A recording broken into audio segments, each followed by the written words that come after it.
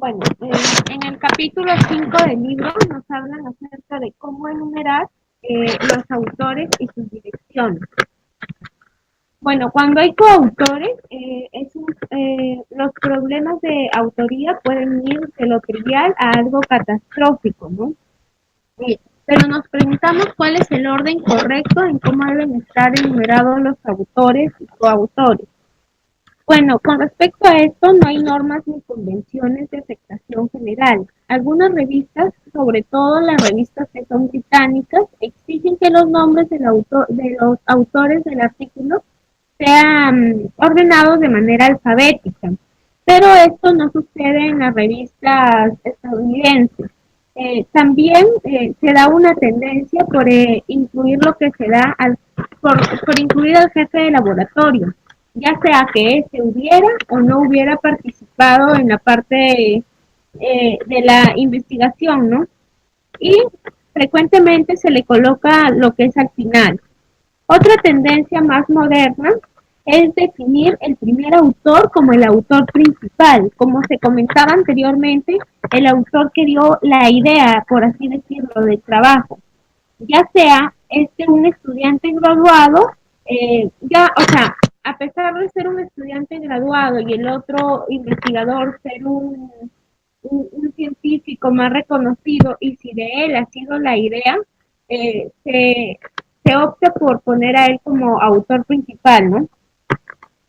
También se sigue, a pesar de los tiempos, se sigue el uso del método de la lista de lavandería, que consiste en citar como autor a casi a todo el personal de laboratorio, incluidos los técnicos que quizás muchas veces no han tenido nada que ver con el trabajo, que solo nos ayudaron con lavar tubos, ¿no? Eh, bueno, cuando hablamos de autoría, la lista de los autores debe incluir aquellos científicos o aquellos investigadores que solamente han contribuido a la concepción general y a la ejecución de los experimentos. Además, los autores deben enumerarse por orden de importancia en relación con los experimentos, reconociendo al primero como autor principal. Aquí en este ejemplo, por ejemplo, Ronald Ferrera Cerrato vendría a ser el autor principal. Al segundo como autor principal asociado, que es el caso de Alejandro Alarcón, y al tercero como el segundo autor, y así sucesivamente en el grado de participación que tuvieron en el trabajo de investigación. Aquí se observa el, el guión de separación en el caso que se colocan los dos apellidos, ¿no? Acá como solamente va uno no hay ningún problema. Bueno, muchas veces los colegas o supervisores piden que se les incluya en la investigación, pero esto es algo que no debe suceder, ¿no? Ellos no deben ni pedirlo ni permitirlo. Cuando son personas que ni siquiera han tenido una participación significativa dentro de la investigación. El autor de un artículo debe definirse como aquel que asume la responsabilidad intelectual de los resultados. Muchas veces se han visto casos donde, por ejemplo, aparecen 10 o más autores en un solo artículo. Por ejemplo, había un trabajo publicado por Bulos y otros, y bueno, este artículo tenía 27 autores y solamente tenía 7 párrafos. Bueno, esto es algo muy, por así decirlo, 27 autores para redactar tan solo 7 párrafos, quiere decir que no todos han contribuido en este trabajo, ¿no? Y muchas veces estos trabajos salen de laboratorios pequeños, donde ni siquiera entran 10 personas, y en sí no todas han trabajado. Esto se debe al afán de algunos investigadores por aparecer en varias publicaciones. Y bueno, muchas veces su productividad investigadora es muy escasa. En realidad no participan en las investigaciones y bueno, siempre quieren aparecer en ellas, ¿no? ¿Por qué? Porque piensan que de alguna manera van a obtener beneficios. Y en algunas instituciones el número de publicaciones se toma en cuenta, ¿no? Y a veces obtienen por así decirlo, ascensos en su trabajo, pero que, bueno, es momentáneo, ¿no? Y estas prácticas, bueno, perjudican a los investigadores que hacen investigación, tienen una buena conducta científica, por ejemplo. Bueno, cada autor incluido tiene que haber hecho una contribución significativa y, es decir, no solo en aspecto de la ejecución del trabajo, sino también en el aporte de información. Otro punto es la manera adecuada de escribir el nombre. La forma en que debe designar el nombre del autor es el nombre de pila y sus apellidos, como se observaba aquí, ¿no? Y sus apellidos. Si un autor utiliza solamente sus iniciales, la bibliografía puede resultar un poco confusa, como se mencionaba hace un momento. Por ejemplo, si hay dos individuos que se llaman Jonathan B. Jones, los servicios bibliográficos no podrían distinguirlos de manera adecuada. Y esto se complica cuando ya el número de autores que tienen nombres similares son bastantes, ¿no? El número es bastante alto. Bueno, otro caso es la enumeración de las direcciones. Las normas para enumerar las direcciones son sencillas, pero no suelen ser respetadas. Como consecuencia, no siempre es posible relacionar a cada autor con su dirección. Aquí podemos observar que está el nombre del autor y arribita aparece un número 1. Hay ocasiones en las que puede aparecer una letra minúscula. Bueno, ¿a qué se debe esto? Aquí el número 1, en este caso, aparece antes de la dirección. Significa que este autor trabaja en esta dirección y este autor trabaja también en esta dirección. Pero, por ejemplo, si nosotros, como por ejemplo aquí, ¿no? El caso de Ronald Ferrero Cerrato y Alejandro Alarcón, los dos tienen el número 1. Entonces, ellos trabajan se encuentran en el laboratorio de microbiología del campus Montesillo, colegio postgraduados y, bueno, de México, ¿no? En el caso de Mendoza López, pertenece a la unidad de servicios de apoyo en resolución analítica, y así sucesivamente. ¿Para qué? Para que no haya ninguna confusión, ¿no? Entonces, el 1 en cada autor representa la dirección donde se elaboran. ¿Y por qué es importante esta dirección? Bueno, es importante porque mediante esta nosotros podemos, por ejemplo, si queremos, a ver, muchas veces queremos alguna información más o alguna separata. Es allí donde se busca la dirección de, de, de los investigadores para poder llegar a ellos. Y bueno, básicamente esa es la parte de cómo enumerar autores y sus direcciones. El libro del cual estamos desarrollando en estos momentos se encuentra dividido en varios capítulos, como ustedes saben, de los cuales cada uno de nosotros está encargado de exponer 2 o 3 capítulos cada semana, ¿no? En este caso Cecilia ha expuesto un capítulo. Ahora lo que me toca a mí es el capítulo 7, que se trata de cómo escribir la introducción. Y como vemos en la parte inferior, como dice bien claro, lo que mal empieza, mal acaba, Eurípides, lo cual tiene mucha razón. La introducción es importante porque es una de las primeras partes del artículo, de la investigación, con las que el lector se va a chocar, por así decirlo, ¿no? Entonces el lector la introducción tiene que de alguna manera captar la atención del lector.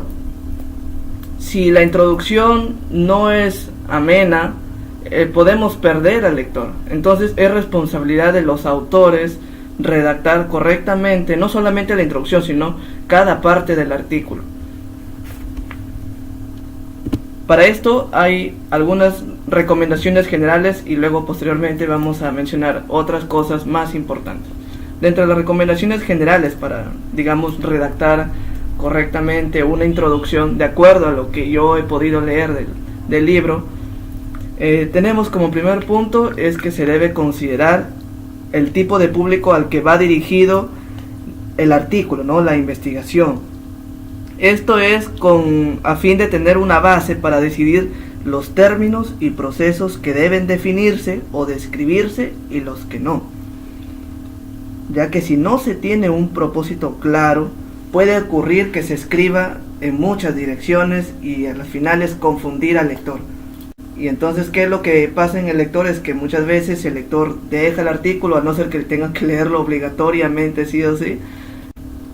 Como segunda recomendación en general, y no tanto en la introducción, no tanto que ver con la introducción, sino una recomendación general con respecto a todo tu artículo, toda tu investigación, es que uno debe comenzar la redacción durante el desarrollo mismo de la investigación, ya que es justamente en esos momentos cuando la memoria está fresca. Si tú lo redactas durante el tiempo en que estás haciendo la investigación, no se te van a olvidar ciertas cosas. Además, siempre es importante, como ustedes saben, ¿no?, llevar un cuaderno de notas y apuntar todo lo que sea necesario, apuntarlo todo. Luego, cuando uno lo revisa posteriormente, puede ya realizar las correcciones respectivas. Por supuesto, consultando con tu asesor, con el editor o con un amigo que ya tiene experiencia, ¿no?, con otro investigador. También, ¿por qué es recomendable lo que les acabo de decir? Porque de tener la presencia de coautores que estén trabajando contigo en la investigación y que de repente, por ejemplo, ponte en el caso de que estás realizando una investigación, digamos, en otro país, en un laboratorio donde los coautores son de ese país, y al finalizar la investigación y tú comienzas la redacción, digamos, ya no te encuentras en el mismo laboratorio, entonces ya no estás muy cercano a estos otros autores. Digamos que es ineficiente en ese momento redactar la investigación. ¿Por qué? Porque debiste haberlo hecho durante ese tiempo en que tienes más contacto con estas personas. Por decirlo de otro modo, es el momento propicio porque ahí lo tienes contigo, puedes consultar de manera directa, ya no tanto por un servicio de internet, ¿no?, por un medio de comunicación. Otra recomendación, no recomendación, sino digamos un concepto, es que gran parte de la introducción deberá escribirse en tiempo presente. Ahora sí, pasamos a lo que es reglas generales reglas para realizar una buena introducción. Como vemos ahí, hay 5 reglas, de lo cual voy a comenzar a explicar una por una luego de mencionarlas. La primera es exponer con claridad la naturaleza y el alcance del problema investigado. O sea, el por qué haces esta investigación es muy importante explicarlo. 2. Revisar las publicaciones pertinentes para orientar al lector. ¿Qué significa esto? Es que debemos revisar muy bien los antecedentes y debemos redactar los más importantes en la publicación. 3. Indicar el método de investigación. 4. Mencionar los principales resultados. 5. Expresar la conclusión o conclusiones principales sugeridas por los resultados. Bueno, con respecto al primero, así pues, la primera regla es definir claramente el problema. Es la norma cardinal.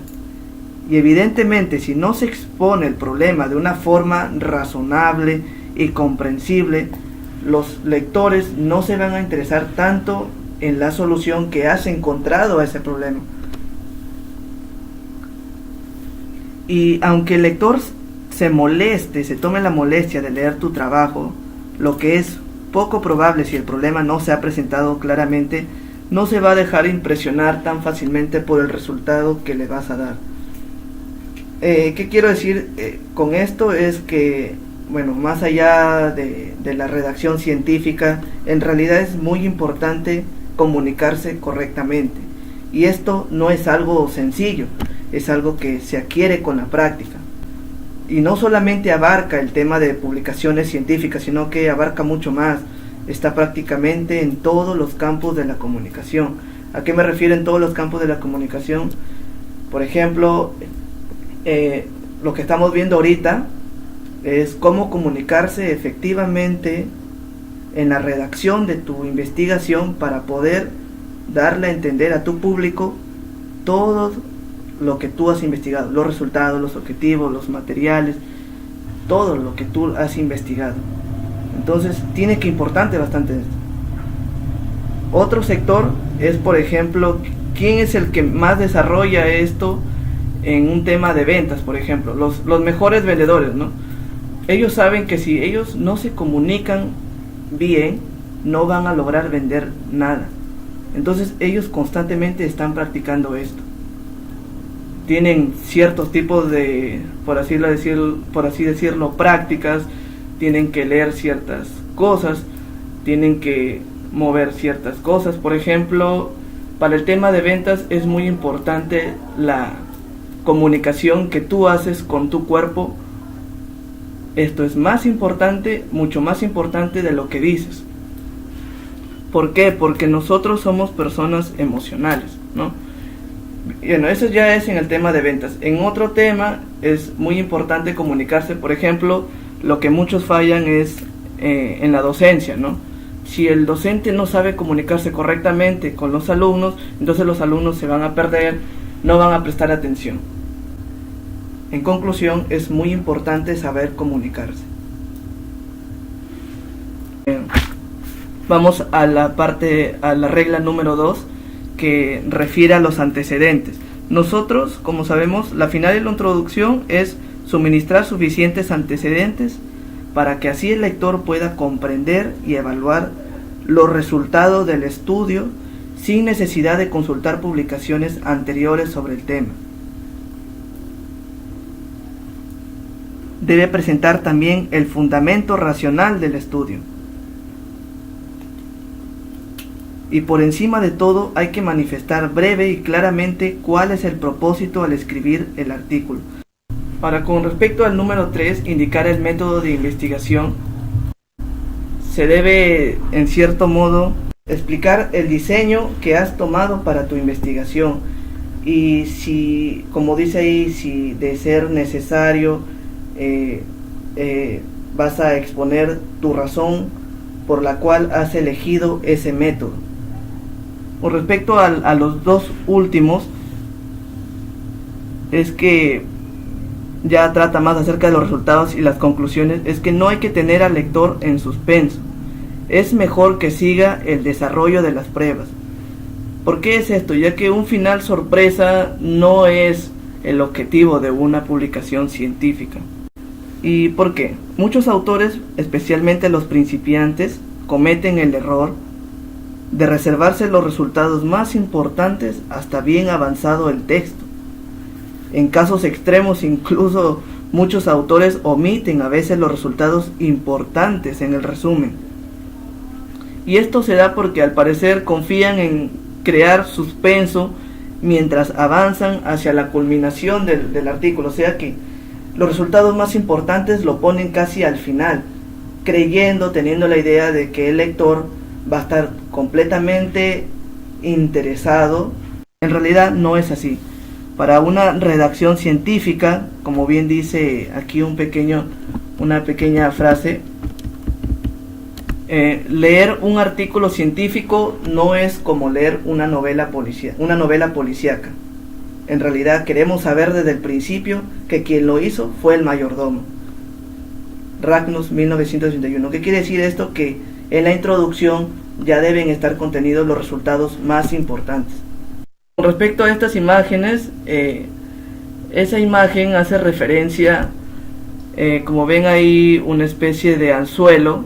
Y bueno, el celular no es tanto así, sino que lo que quiere explicar esa imagen es que con nuestro artículo tiene que ser como una especie de anzuelo para llamar la atención del lector y así tener capturado su atención hasta el final de tu investigación.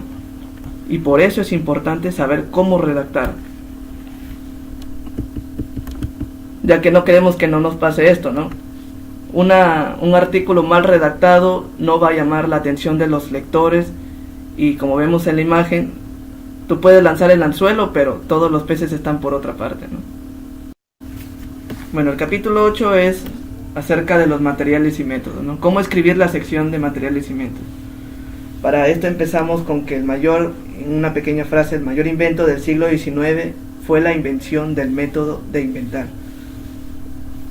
Ahí está el autor, A.N. No, Whitehead. Ahora sí, comenzamos con algunas recomendaciones generales. Para empezar, la mayor parte de esta sección debe escribirse en pasado. Bueno, en materiales y métodos, en realidad, lo que más resalta, lo que he podido leer en el libro, es el detalle. Es que debes describirlo todo a nivel de detalle. ¿Con qué finalidad? Con la finalidad de que el experimento, tu investigación, pueda ser reproducido por otro investigador competente. Bueno, como les había mencionado, de repente algunos autores se pueden pasar esa sección de materiales y métodos aludiendo de que ya conocen el proceso, ya están bastante experimentados, pero el mensaje es que no por esto significa de que tú vas a redactarlo de una manera inadecuada. No, porque tomando en cuenta de que es una publicación científica, todo debe estar a detalle. Y como les había mencionado, esto es con el fin de que se pueda repetir el experimento, cumpliendo así éticamente con la investigación. Ahora, el que sea poco probable de que alguien lea en realidad minuciosamente tus materiales y métodos, eso en realidad no importa. Pero debes cumplir con redactarlo totalmente a detalle. Ahora, cuando el artículo se someta a arbitraje, un buen árbitro, en realidad lo que hace un buen árbitro es que va a leer detenidamente la sección de materiales y métodos, y si hay serias dudas sobre la posibilidad de que esto no esté bien redactado y que falle en el momento de la experimentación, en el momento en que lo van a repetir, bueno, el árbitro va a recomendará que el manuscrito sea rechazado por asombrosos que sean tus resultados, o puede hacer las correcciones previamente, pero si tú no lo haces, bueno, tu artículo será rechazado, ¿no? Ahora, con respecto a materiales, hay que incluir las especificaciones técnicas y las cantidades exactas, así como la procedencia o el método de preparación. A veces es necesario incluso enumerar las propiedades químicas y físicas pertenecientes a los reactivos. Ahora, aquí hay un pequeño percance, ¿no? Es sobre si incluir o no los nombres comerciales. Bueno, como dice aquí, en el libro menciona que uno generalmente en realidad debe abstenerse de utilizar nombres comerciales, ya que esto va a evitar la publicidad intrínseca de los nombres mismos, ¿no?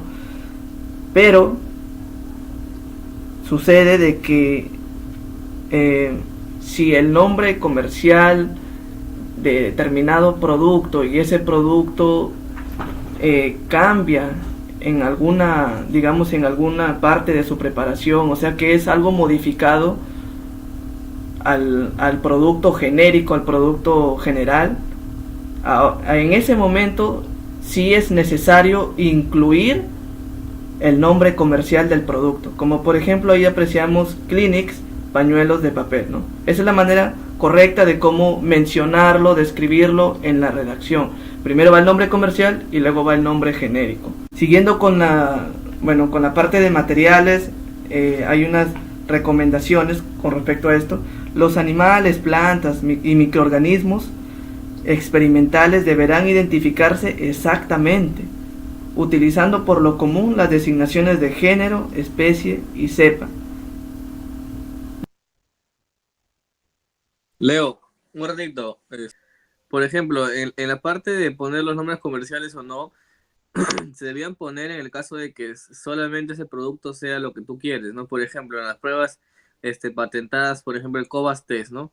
O algunos productos de Roche, que solamente Roche tiene en su cartera de productos ese producto, ¿no? Por ejemplo, una prueba de PCR patentada que te detecte una batería de 5 enfermedades venéreas, por ejemplo, ¿no? En un aparato que también está patentado. Entonces, eso sí debería ir como nombre comercial, ¿no? Sí, eso sí, como nombre comercial.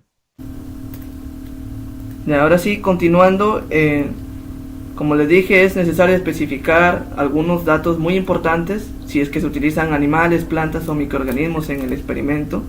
En el caso de la participación de seres humanos, se describen los criterios de selección, que es muy importante, o sea, por qué este grupo de individuos has incluido en tu investigación.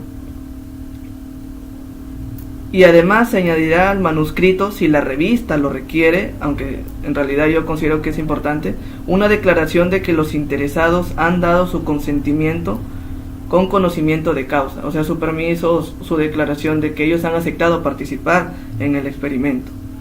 Por supuesto, como lo mencionó Sebastián hace unos momentos, habrá que examinar sin falta las instrucciones a los autores de la revista a la que se tenga interés publicar. Por ejemplo, como vemos aquí, estas son las, digamos, las normas, las recomendaciones que debe seguir el autor para publicar en la revista In Vitro Tissue Culture Association.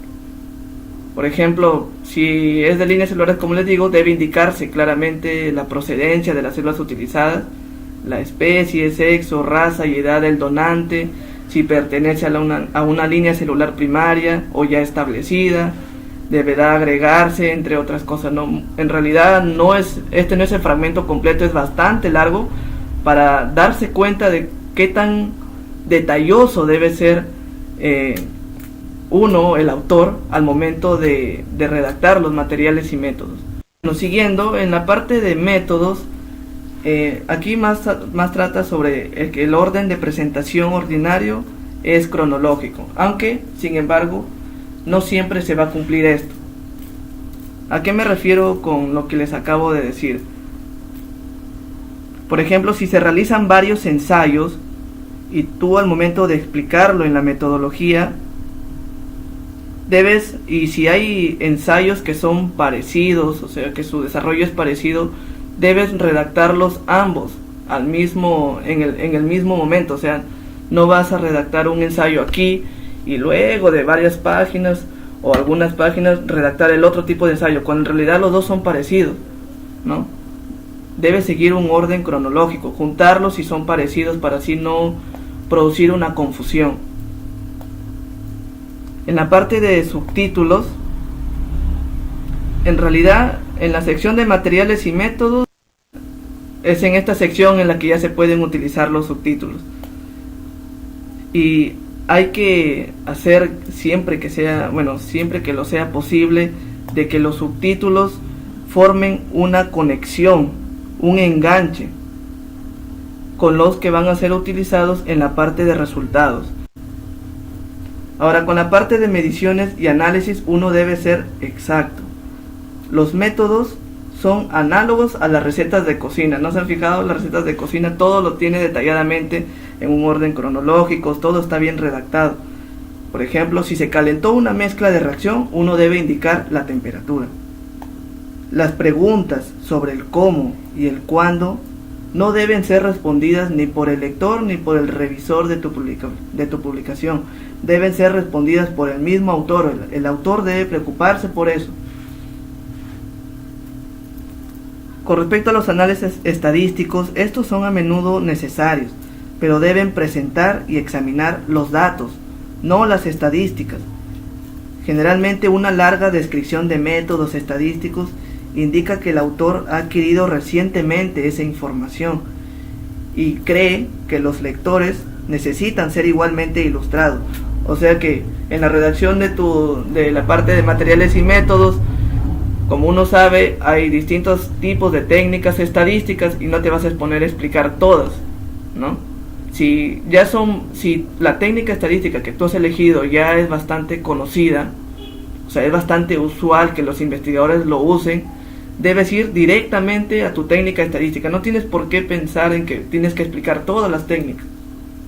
Ahora, sucede el caso de que si es una técnica estadística no muy conocida, no muy difundida, ahí sí es necesario explicar a fondo esa técnica estadística. Con respecto a la necesidad de las referencias, al describir los métodos de las investigaciones, como queda dicho, debe usted dar suficientes detalles para que el investigador reproduzca el experimento. Si su método es nuevo, es inédito, debe proporcionar todos los detalles necesarios. Sin embargo, si el método ya se ha publicado anteriormente, no es tan necesario esto y solamente debe indicar la referencia bibliográfica. Muy relacionado al anterior, ¿no? Ahora, presentación de datos en cuadros. Cuando en un estudio se utiliza gran número de cepas, un ejemplo, o de mutantes microbianos, deben prepararse cuadros de las cepas en que se identifiquen la procedencia y las propiedades de los mutantes, bacteriófagos, plásmidos, entre otros, ¿no? Y también pueden presentarse de esta forma las propiedades de algunos compuestos químicos, a menudo con provecho tanto para el autor como para el lector. Y con respecto a la forma correcta y gramática, que ya es lo último, esto hace referencia a que uno debe redactar telescópicamente, ya que en realidad materiales y métodos, como ustedes saben, como ustedes se habrán fijado, no es en realidad una redacción continua, no es como que sigue oraciones tras oraciones, tras oraciones, tras oraciones, no, sino que generalmente viene dividido en pequeñas partes, muchos muchos subtítulos. Entonces uno tiene que redactar detalladamente esta sección. Recuerden que va a ser puede interesarle a otro investigador reproducirlo, y la finalidad de esta parte es que pueda ser reproducido por ese investigador. Entonces, esa es la regla, la única regla que hay con respecto a la forma correcta y gramática de materiales y métodos. Bueno, hasta ahí terminaría la parte de materiales y métodos.